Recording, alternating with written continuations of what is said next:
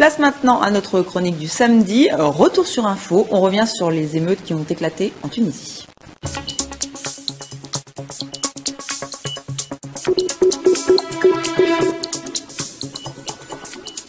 Et ces émeutes ont secoué la région de Sidi Bouzid, c'est dans le centre-ouest de la Tunisie, c'était la semaine dernière. Il y a eu au moins 2 victimes, la dernière en date est morte vendredi de ses blessures. Alors souvenez-vous, c'est la tentative de suicide d'un jeune Tunisien le 17 décembre dernier qui a tout déclenché. Le jeune homme, vendeur ambulant de fruits et légumes, s'était fait confisquer sa marchandise et fait humilier par la police municipale.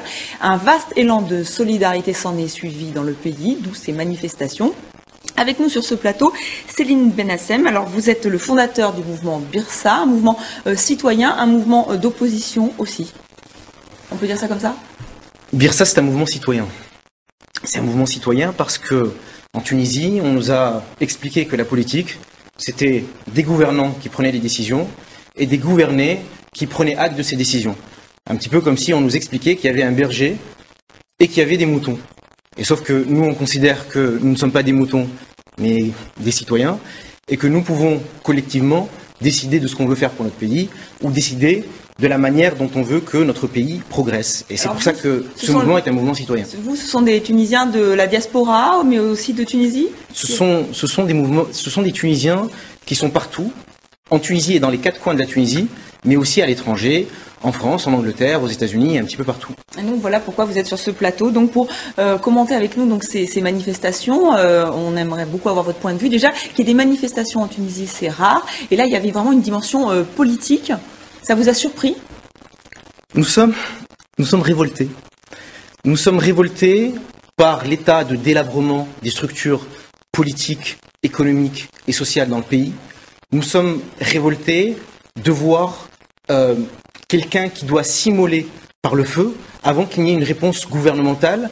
On est révolté surtout et aussi de voir les réponses qui ont été apportées à ces manifestations. Oui. C'est-à-dire, quand vous dites vous êtes révolté, le mouvement Birsa, mais aussi vous voulez parler là on sent qu'il y a vraiment une colère, une colère des Tunisiens, d'où ces manifestations qui sont très difficiles puisque elles sont réprimées d'habitude. Mais de toute la jeunesse tunisienne, et elle continue à être réprimée. Oui, elle continue. C'est-à-dire qu'après ces manifestations, la seule réponse qui a été apportée par le gouvernement, c'est un tout petit peu d'argent mis sur la table, comme si on pouvait racheter la dignité des gens et leurs aspirations à des conditions de vie décentes par un chèque. Et il y a eu aussi une répression par la matraque. C'est-à-dire que ce que l'on a compris du discours du président Ben Ali, c'est le prochain qui se suicide, je le tue. Mais le président Ben Ali, qui a vraiment pris en compte ces manifestations, vous pensez qu'il est inquiet puisqu'il il est intervenu à la télévision, il a reçu les familles des victimes, il y a une inquiétude, il sent que son pouvoir peut se fissurer? Alors, je ne suis pas à la place du président Ben Ali, mais j'ose penser qu'il n'est pas inquiet. Parce que, en bon politicien qu'il est, il serait inquiet s'il y avait une véritable force politique qui pourrait canaliser ce mouvement, le catalyser et porter les revendications du peuple pour aboutir à un renversement politique. Parce que là, ce sont des manifestations spontanées. Personne, selon vous, n'est derrière ces manifestations où il y a eu quand même les partis d'opposition qui ont participé. Il faut remercier les partis d'opposition, les membres de Birsa qui ont aussi manifesté sur le terrain et un petit peu partout, en Tunisie et ailleurs. Les partis d'opposition et certains syndicats ont été là, ont été présents. Mais il y a une différence entre sortir et manifester et entre avoir la force nécessaire, suffisante, pour conduire un peuple au pouvoir. Donc vous pensez que ça ne va rien donner ?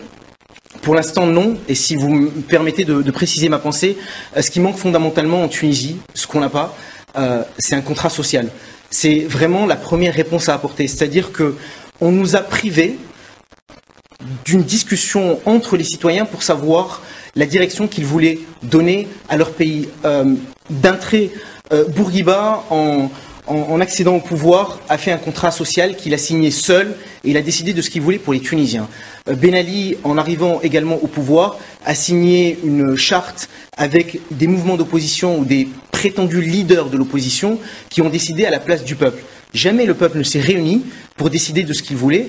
Et c'est absolument... Vous espérez changer les choses avec ce mouvement Birsa. Merci, absolument. Merci beaucoup Céline Benassem d'avoir participé à ce premier retour sur info de l'année.